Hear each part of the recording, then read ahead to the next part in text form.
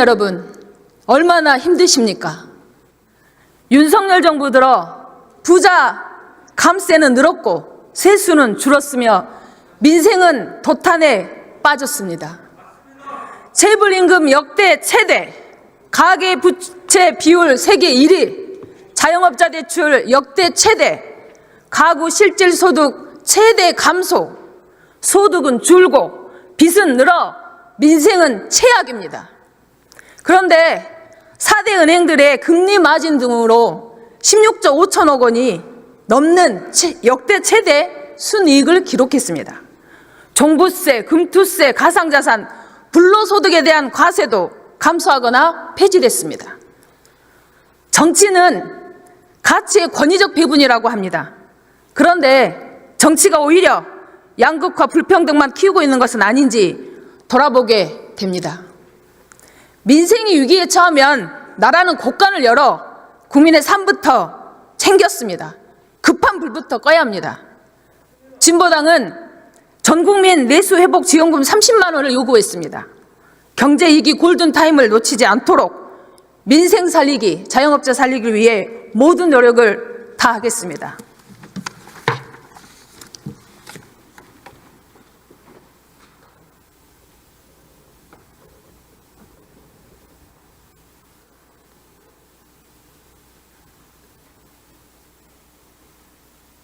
권한대행님이 앞으로 나와주십시오.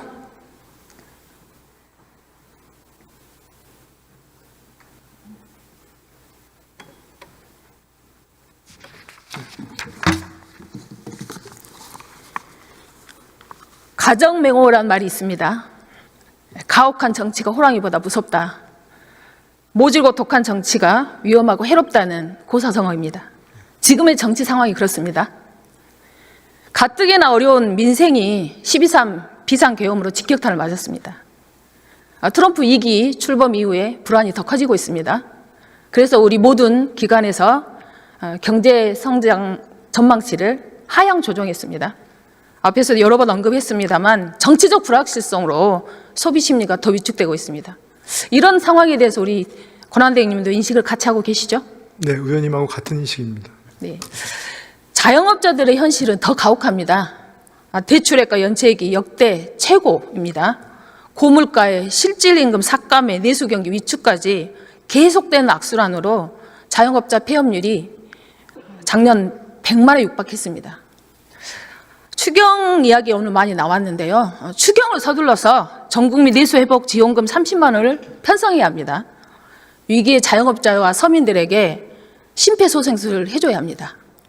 골든타임을 놓치지 말고 재원이 부족하다면 국채 발행을 해서라도 민생 살리기 적극적 재정을 펼쳐야 할 때입니다. 방식은 지역화폐로 지급해서 지역 경제도 살리고 골목 상권도 살릴 수 있도록 해야 된다고 생각하는데 우리 권한대행님 생각은 어떠십니까? 네, 일단은 추경에 대해서는 아까 말씀드린 것처럼 저희가 논의를 하자고 그러고 그런 부분들은 저희가 국정협의회를 하기도 했기 때문에 논의가 될 텐데요. 자영업자에 대해서 한 말씀 올리면 참 어렵습니다. 말씀하신 것처럼. 그런데 이제 그 어려운 이유를 우리가 보면은 아까 폐업 100만이라고 하지만 이제 또 실제로 창업도 한 120만, 115만 이렇게 되고 있지 않습니까? 근데 저희가 어떻게든 자영업자분들의 도움을 드리려고 여러 가지 그 자영업자 어려운 분들을 다 만나보기도 하고 여러 가지 얘기를 해봤는데 다 사람마다 다르고요. 그 다음에 코로나 위기 때 어떻게 보면 유동성이 많이 풀리는 상황에서 금리가 싼 상황에서 금융 부담을 너무 많이 한 측면도 있고요. 그렇기 때문에 그런 구조적인 요인과 그 다음에 온라인이나 이런 것들이 하면서 구조적인 어떤 거에 좀 따라가지 못한 부분도 있어서 자영업자를 도와드리는 게 어떻게 하는 게 진짜 도와드리는 거냐. 말씀하신 대로 단기적으로 어려운 분들을 또 단기적인 여러 가지 지원을 해드리는 것도 있지만 그런 구조적인 지원도 같이 필요한 것 같아요. 그래서 그런 부분들을 같이 해야 되니까 굉장히 어렵다. 그래서 그렇지만 저희는 최선을 다해서 그 자영업자분들의 어떤 맞춤형 지원을 하려고 노력을 하고 있고요. 의원님도 좋은 의견 있으면 주시는데 그렇기 때문에 제가 추경 말씀을 드리는 이유가 우리가 추경이라고 하는 게 재정의 지출이 어떤 역할을 해야 되느냐. 그럼 단기적으로 이 부분들을 단기적인 어려움을 극복하는 걸 도와드려야 되는 것인지 아니면 구조적인 어려움을 좀 더 하는데 도와드려야지 하는 부분에 대한 제가 논의가 필요하다고 생각합니다. 네, 지금 제가 응급 상황이기 때문에 응급 조치가 필요하다고 말씀을 드렸는데 말씀을 상당히 길게 하셨는데요. 그래서 서민도 자영업자도 모두 다 응급 상황이니까 응급 대처를 위해서 내수회복지원금 30만 원을 시급하게 추경을 편성하자고 제안드린 것입니다. 근데 그것을 뭐 여러 가지 답을 하셨는데 결국은 그거에 대해서 다시 한번 답변해 주시겠습니까? 네, 그 부분은 저희가 하여튼 추경과 적극적으로 검토하시겠습니까? 관련돼서는 기본 원칙을 논의하기로 되기 때문에 그때 뭐 말씀을 드려야 될 것 같은데 지금 제가 말씀드리기는 적절치 않은 것 같습니다. 네, 저는 안 하시겠다는 것으로 들려서 참 답답합니다. 경기가 이렇게 어렵고 서민들이 죽어나가는데 계속 안 된다는 이유를 그동안 여러 차례 이야기할 때도 계속 안 된다는 이야기만 하셨어요. 하려고 하면 방법을 찾고 안 하려고 하면 핑계를 찾는다 말이 있지 않습니까? 저희도 하려고 하는 방법을 찾고 있습니다. 네, 그러면 실질적으로 서민들에게 자영업자들에게 도움이 될 수 있는 네, 저희도 그래 도움이 되는 대책을 방법을 찾고 있습니다. 네. 네, 지금 그래서 저희가 제안드린 전 국민 민생회복 지원금 30만 원 예산 편성을 제안드리는 겁니다. 네, 알겠습니다. 네, 그럼 적극적으로 검토하시겠습니까? 네, 하여튼 검토하겠습니다. 네, 적극적으로 검토해 주시고요. 앞에서도 언급을 했는데 여러 가지 발상을 좀 전환해 볼 수 있을 것 같아요. 방안에 있어서. 그동안 정부에서 반대 이유를 대면서 선별복지, 보편복지 이런 얘기를 좀 많이 하셨던 것 같습니다. 보편복지로 지원하고 고소득자들에게 선별적으로 세금을 환수하는 방안도 있습니다. 이 관련해서 경제학자들 이론적 연구도 있는 것 같습니다. 이 방안은 민생 지원도 되고 세수 확보도 되고 소득 재분배도 가능해서 세 마리 토끼를 잡을 수 있는 방안입니다. 그래서 적극적으로 검토해 주시고요. 앞에서도 언급을 했는데 은행들이 역대 최대치 예대차 마진을 했습니다. 그래서 이렇게 이자 장사를 해서 이득을 남긴 은행들에게 횡재세를 걷어서 민생 회복으로 쓸 수 있도록 해야 한다고 생각합니다. 그래서 말씀하신 것처럼 정부가 정말 민생의 어려움에 공감한다면 내수 회복 지원금 적극적으로 편성해 주시고요. 불평등과 양극화 해소를 원한다면 이제는 부자 감세를 멈추고 초부자 증세를 할 수 있도록 이렇게 관점을 전환해 주시고 적극적 재정으로 추경을 포함한 민생 대책을 세워 주시기 바랍니다. 그렇게 하시겠습니까? 뭐 일단 재정의 적극적 역할에 대해서는 다시 저희가 최선을 다하겠습니다. 그렇지만 지금 말씀하신 내용들에 대해서 하나하나 다 의견이 좀 있습니다만 또 저희가 다른 자리에서 저희가 또 토론이 필요하다 생각하고 있습니다. 네. 네, 알겠습니다. 들어가십시오. 네. 네, 산자부 장관님 나와 주십시오.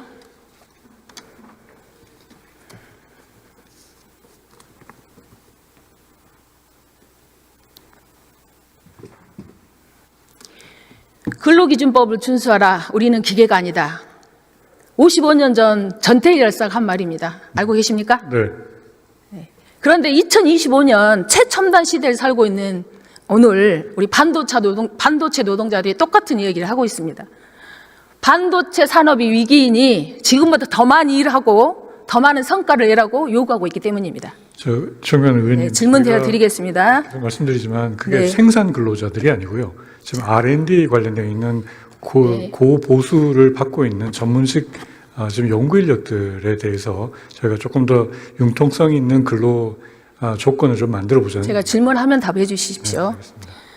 그래서 반도체 산업의 위기 원인이 무엇이라고 생각하시는지, 우리 노동자들이 장시간 일을 안 해서 이런 반도체 위기가 온 것이라고 생각하십니까?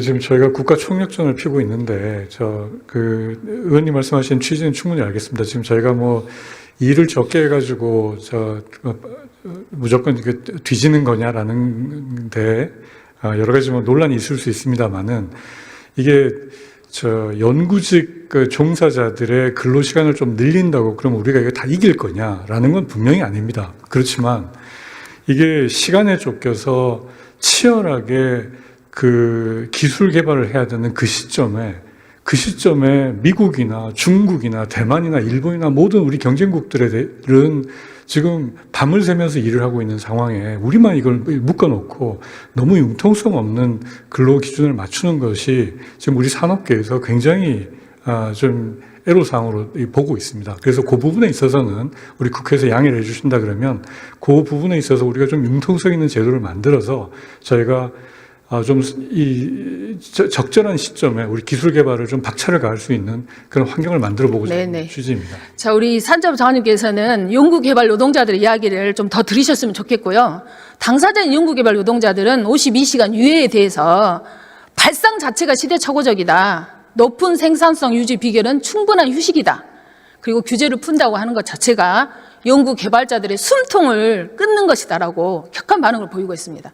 우리 삼성전자 노조 설문조사에서도 연구개발직 노동자들이 90%가 반대했습니다.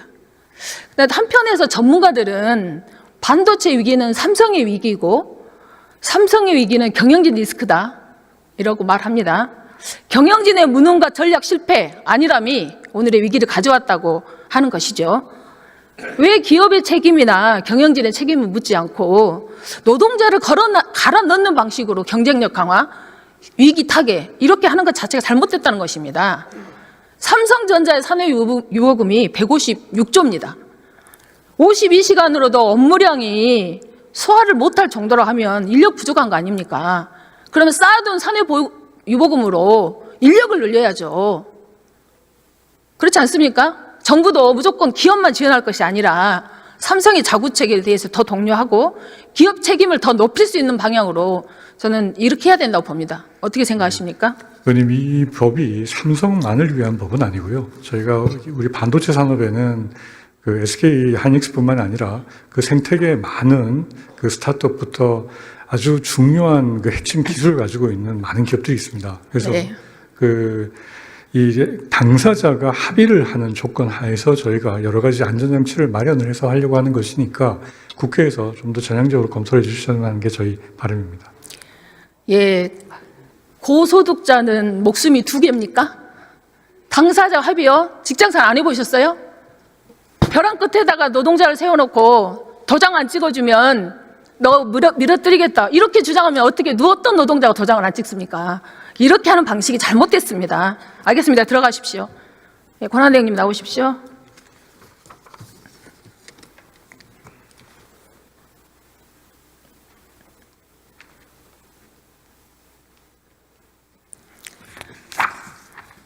대행님, 아침에 출근한 노동자가 집으로 안전하게 돌아가는 사이가 돼야 되겠죠? 네, 그렇습니다. 네, 우리 대행님께서는 52시간 예외 적용하는 것에 대해서 어떻게 생각하십니까? 일단은 저희가 아까 산업부 장관도 그런 말씀을 하셨는데 그 근로자의 안전이라든지 뭐 이런 것들이 그 보장된 범위 내에서는 뭐 합의를 통해 가지고 그 전체적으로 우리 산업의 경쟁력이 필요한 부분들에 대해서는 뭐 저는 예외 적용이 필요하다고 생각하고 있습니다. 네. 국제암연구소에서는 야간 노동을 2급 발암물질로 분류했습니다. 우리나라 고용노동부에서도 4주 동안 일주 평균 64시간을 일하면 과로사 기준에 해당됩니다. 현행 법상으로도 R&D 분야는 6개월까지 64시간 근무가 가능합니다. OECD 노동 생산성 보고서 KDI 보고서를 살펴보면 노동 시간이 짧을수록 노동 생산성이 높다 이렇게 보고하고 있습니다.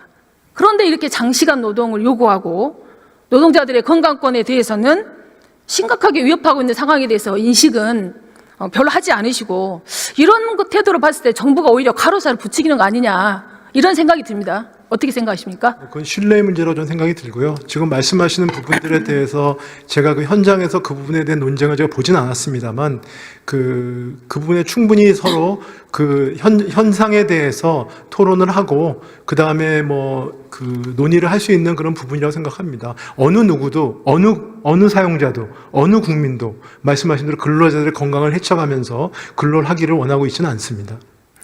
네, 반도체가 미래 산업이라고 미래 먹거리 산업이라고 하지 않습니까? 네. 그러면 연구개발 노동자는 미래 산업을 우리나라의 경제를 이끌어갈 소중한 사람들 아닙니까? 네, 맞습니다. 그럼 이런 사람들을 더욱더 보호하고 지켜야 할 우리 모두의 인적 자원으로 인정을 해줘야 될 거 아닙니까? 네, 그런데 이렇게 과로사를 강요하는 것이 맞습니까? 그걸 과로사를 강요한다고 저렇게 그런 식으로 장시간 노동은 당연히 과로사를 단순하게 닿을 수밖에 없는 것이죠. 그거는 신뢰 부족이기 때문에 논의가 안 되는 것이죠. 어느 누가 그분들의 과로사를 부추기려고 이런 얘기를 하는 건 아니지 않습니까? 자, 52시간 그래서 상한. 그분들이 그 회사가 네. 우리 반도체 산업이 잘 돼야 그분들 행복한 것입니다. 자, 52시간 상한제는요. 네. 쉽게 생각하시는데 단순한 규제가 아니라 노동자들의 수많은 투쟁과 희생으로 만들어 놓은 최소한의 합의입니다. 반도체 분야의 규제를 풀면 다른 산업은 가만히 있겠어요? 지금 이미 조선업과 건설업에서는 욕을 하고 있지 않습니까? 네, 알고 있습니다. 그 제가 알기로는 게 너무 경쟁적이다 이런 것인데 그 부분에 대해서는 충분히 논의 접점을 찾을 수 있다고 저는 생각하고 있습니다. 예, 지금 애를 전체로 확산하면 노동자들은 끝을 알 수 없는 장시간 노동으로 내몰릴 것입니다. 이 점 분명히 명심하시기 바랍니다. 네, 명심하겠습니다만 의원님께서도 말씀을 하실 때 제 생각은 그렇습니다. 그러니까 너무 그 극단적으로만 그 말씀을 하시면 서로 논의의 접점이 없지 않겠습니까? 그래서 그 부분에 대해서 그 노동자들도 행복한 직장이 되는 것이 저희가 바라는 것입니다. 그래서 그런 것에 대해 신뢰를 가지고 논의를 할 필요가 있다고 생각합니다. 제가 연구개발 노동자들의 입장을 말씀드렸지 않습니까? 네. 네, 들어가십시오. 네.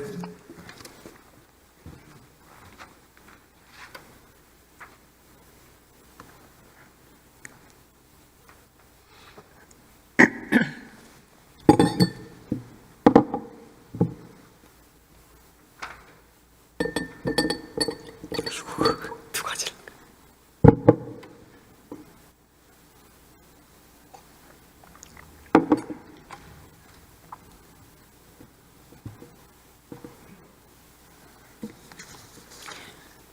우리나라의 경제 발전은 노동자들의 희생을 딛고 성장했습니다.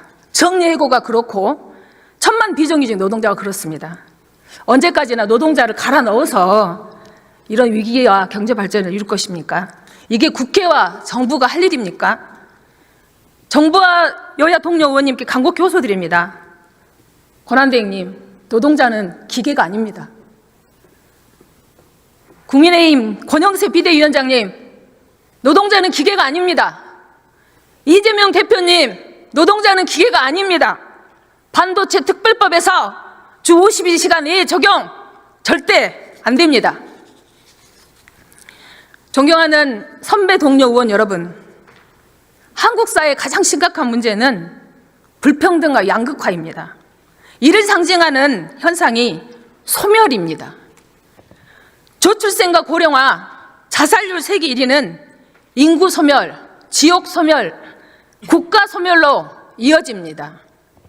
양극화 불평등 문제를 해결하지 않고서는 대한민국의 미래를 이야기할 수 없습니다.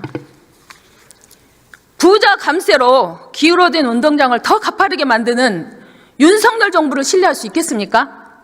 국민의 삶을 책임지기는커녕 계엄령 내란으로 불안만 키우는 이 정권에게 더 이상 대한민국의 미래를 맡길 수 없습니다.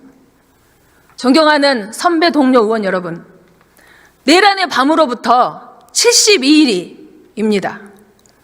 계엄에 맞선 시민들이 탄핵을 넘어 사회 대개혁을 요구하고 있습니다.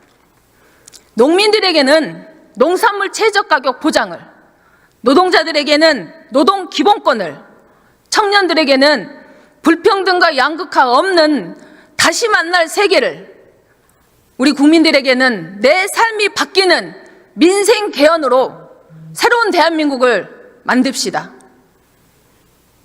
경청해 주셔서 고맙습니다.